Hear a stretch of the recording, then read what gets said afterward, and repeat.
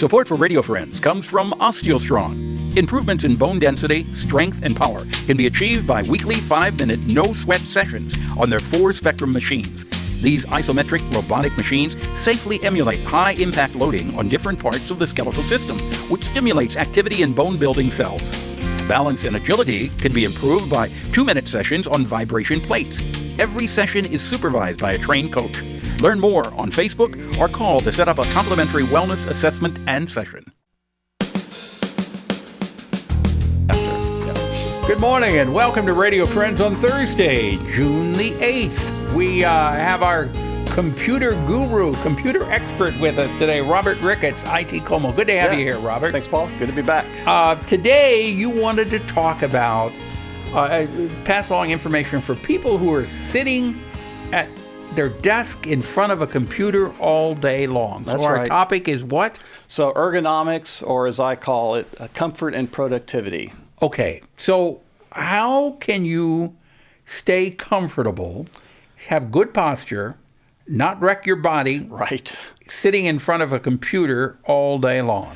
Yeah, so there's a number of components, obviously, that make up your office, your workspace, and what we want to do is optimize each of those. So being a computer guy, we'll start with the computer. So this really doesn't go so much to the comfort side as the performance side. You want to have a fairly modern machine, a computer that is responsive, so you're not waiting on it, it's waiting on you. When you do things, it's responsive and you can get your job done without having to tap your fingers and waiting for things to happen. Right. So that's okay, and that is important. Now, I just replaced a 10 or 12-year-old computer about a month or so ago, and there is a big difference. You get that new computer. I'm still amazed. I turn it on. I don't have to wait 10 minutes for it to boot up. Yes. And when you sit at a computer all day, every day, like some office workers do, all those small delays can really add up to a performance drag. So having new modern hardware is pretty important, but that's just one piece of the whole puzzle. So you mentioned posture. So we're going to talk about the chair and the desk that makes a good posture more easy to attain. So that has to do with your arms being level, having a wrist rest where you're working on the keyboard, making sure the mouse is at the same level as the keyboard and not down under somehow, as I've seen in some installations, having the monitors that are not too high, not too low, not too far away, so at the optimum range for you as an individual. Mm-hmm. And this is something that you might have to play with. That's right. A little bit. And I would imagine sometimes people don't even realize the way they have it set up is not the best way. Right, especially with the chair, and we're going to talk about the chair next. So, I've sat on a lot of chairs in a lot of offices seeing my clients, and I mean, some of them feel like concrete park benches. The padding is worn out, the piston lift doesn't work, there's no lumbar support, there's no armrests, or the armrests are broken. And a lot of these things happen slowly over time, and folks don't realize that their fatigue will come from a really suboptimal chair. Okay, you're making a lot of good points here, but what happens if you go to your boss and say, hey, my chair just isn't too comfortable? Right. I would like that $1,200 Herman Miller Aeron chair. Right. Or the computer is just so slow, I need a new computer. I mean, everything all the points you're making are excellent points. But how do you approach the boss with that? I've managed to intercede on behalf of a few clients to their bosses and kind of help them understand the value of a good workstation. So those are just a few of them. I mean, then there's the desk. You're sitting at a desk all day. Well, they make these so-called standing desks that can raise up so you can stand for a while.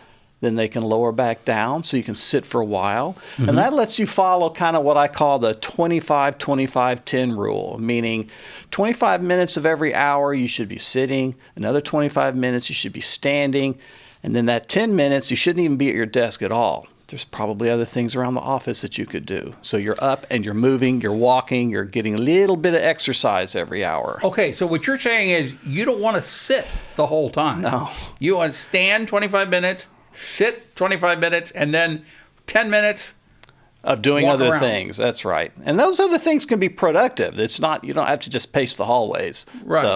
So I mean, people weren't designed to sit all day. And so these variations in your daily routine can help you have a more comfortable workspace, a more comfortable experience.